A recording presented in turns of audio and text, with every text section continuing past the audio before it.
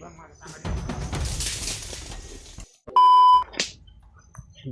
papatuloy ka.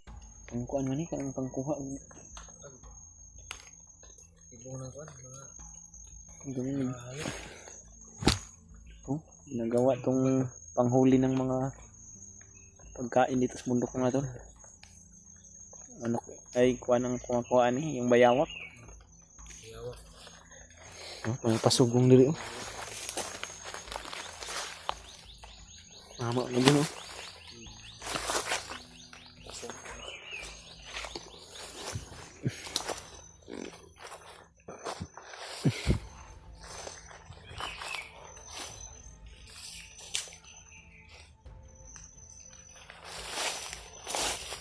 Dahanan po kami mga tol. Dala na rin sa pagmatsyag sa paligid. Tinitingnan namin bawat sulok ng gubat dito. Baka may mga bandido o patibong na ginagawa nila.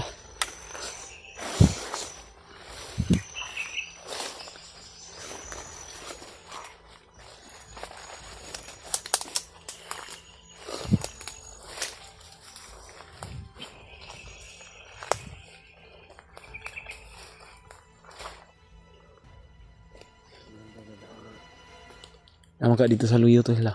Tunahan. Hadre tagi oh.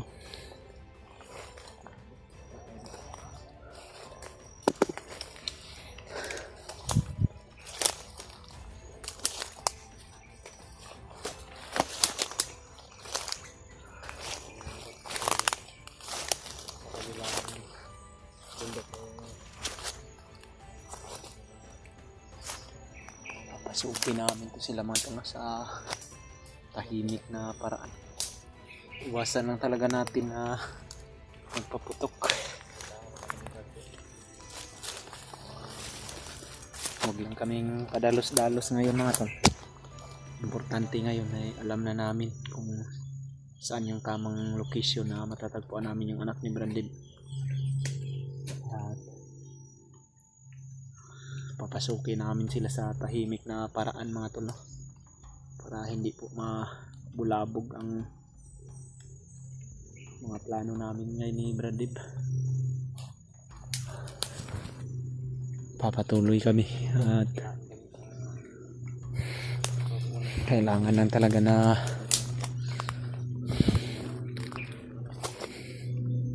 talasan yung paningin mga tol, no?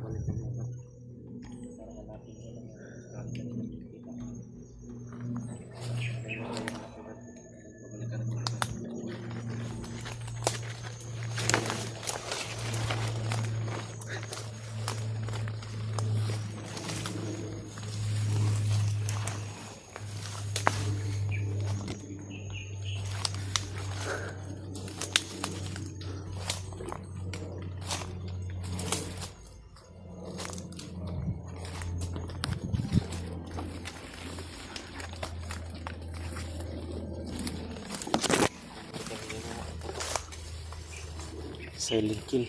Orasyon lang yung gagamitin namin mga tol. Sakaling may mga kalaban na madaanan namin.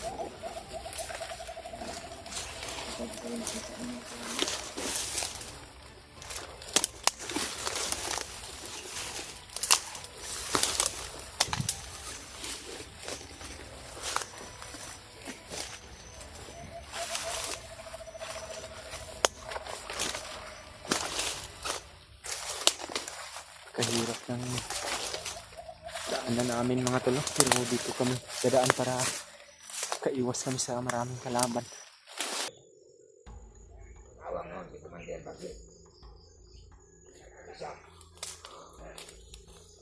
Yung anak ko siguro yung tinutukoy nila.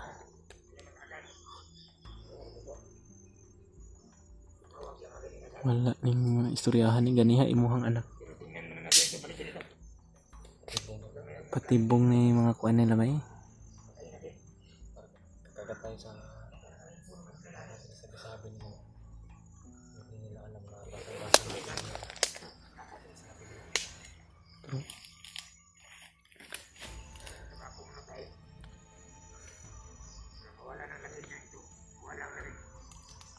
Ada kita perlu. Ya gimana?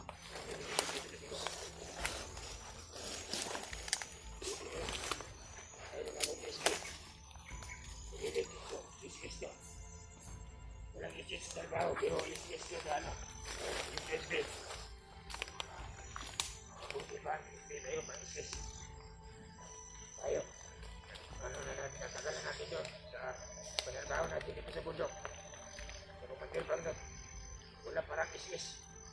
Ito. Is-is ka.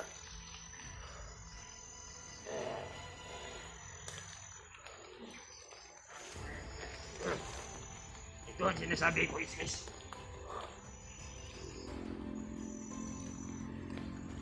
Hindi tayo makakadaan dito, Brad, kung andito to sila ba. Ang bulaklak sa kanilang mga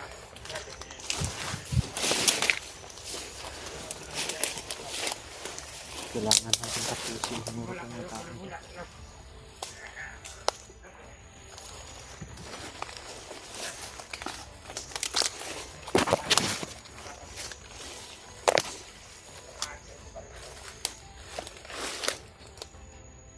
Agonggong kayo. Wala kayong pagkain dito sa bundok. Dalawa na lang sila, no? Kami ang hawak dito. Marami to sila kanina ba? Karating na dun sa kampo, Brad. Ito na lang yun. Ito.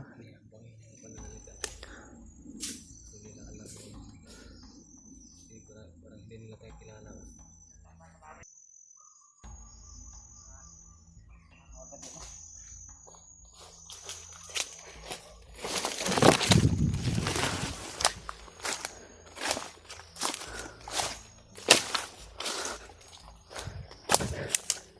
Brad.